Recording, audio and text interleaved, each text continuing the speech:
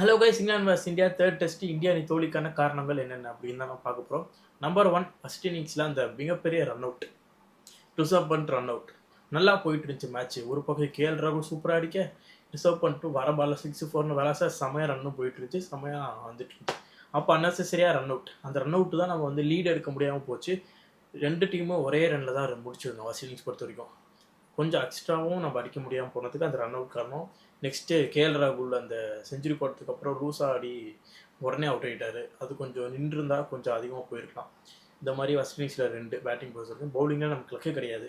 First இன்னிங்ஸில் இருக்கட்டும், second இன்னிங்ஸில் இருக்கட்டும், லக்குன்றது இந்தியா பக்கமே இல்லை. லக்கையும் மீறி தான் நம்ம விக்கெட் எடுத்துருக்கோம். 190 ரன்னு சுட்டியிருக்கோம் செகண்ட் இன்னிங்ஸ்லாம்.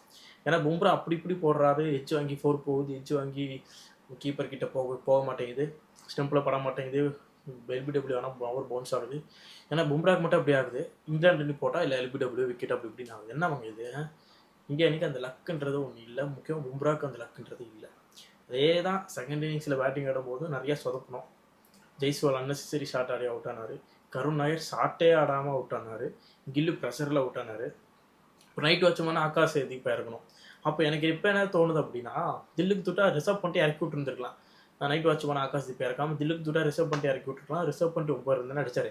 அப்போ எவ்வளோ அடிக்க போகிறாரு? எப்படி சஸ்ட் 9 நின்றுப்பார். ரிசர்வ் பண்ணிட்டு அவர் இறக்கி விட்டுருக்கலாம். எதுக்கு அப்படி சொல்கிறேன்னா, நம்ம இந்த மேட்ச் ஜடேஜா எவ்வளோ தூரம் கொண்டு போனார்? யாரை வச்சு? டெய்லண்டர், சிராஜ் அண்டு பும்ரா இவங்களை வச்சு தான் கொண்டு போனார். அங்கே ஆகாஷ் தீப் இருந்திருந்தாருன்னா இன்னும் கொஞ்சம் ஸ்டெப் அப்பாக இருந்திருக்கும். நம்ம ஜெயிக்கிறதுக்கும் வாய்ப்புகள் இருந்திருக்கும். கொஞ்சம் வேறு மாதிரி கூட நடந்திருக்கலாம். ரிசர்வ் பண்ணிட்டு அங்கே இறக்கி விட்டு திடீர்னு ரிசர்வ் பண்ணிட்டு அங்கே செமையாக ஆடி நல்லா கிளிக் ஆகி வந்திருந்தா நிறைய மாறி இருக்கும். பட் எண்ட் ஆஃப் தி டே என்ன நடந்துச்சோ அதை நமக்கு இப்போது இங்கிலாந்து அணி 22 விஷயம் ஜெயிச்சிருக்கு. இந்தியா அணி தோல்வி அடைஞ்சிருக்கு. நல்லா பண்ணாங்க, எல்லாமே செமையாக போச்சு. அப்சல்யூட் சினிமா பார்த்த மாதிரி இருந்துச்சு இந்த டெஸ்ட் மேட்ச் பொறுத்த வரைக்கும். பட் இந்தியா அணி ஒரு சில தவறுனால தான் தோற்றுருக்காங்கன்னு சொல்லணும். அந்த unnecessary run out luck India பக்கம் இல்லை. ஏன்னா சிராஜ் அவுட் ஆனதெல்லாம் வேறு மாதிரி அவுட் ஆயிருந்தா கூட மனசாரி இருக்குங்க. அது என்னங்க விக்கெட் இது? சிராஜ் டிஃபென்ஸும் அடிச்சுட்டாரு. இப்படி பட்ட வழி போய் ஸ்டெம்ப் அடிக்கிறேன். என்னங்க லக்கு அங்கே இருக்குது நமக்கு? இந்தியா அன்றைக்கி லக்குன்றது அங்கே இல்லை. அந்த பிக்சர் பார்க்கும்போது ஒரு மாதிரி இருந்துச்சுங்க. சிராஜ் ஒரு பக்கம் மனசு உடஞ்சிட்டாரு. ஜடேஜா அந்த பக்கம் உடஞ்சே போயிட்டாரு. கஷ்டப்பட்டு அடித்து கொண்டு வந்தனே இப்படி ஆகிப்போச்சுன்னு மனசு உடஞ்சிட்டாங்க.